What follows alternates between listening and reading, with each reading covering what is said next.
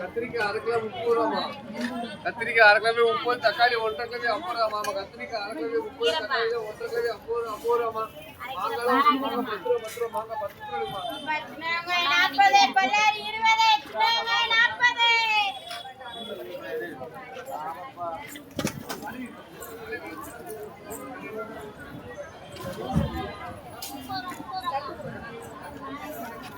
அது நேரம் இல்லாம போடுங்க.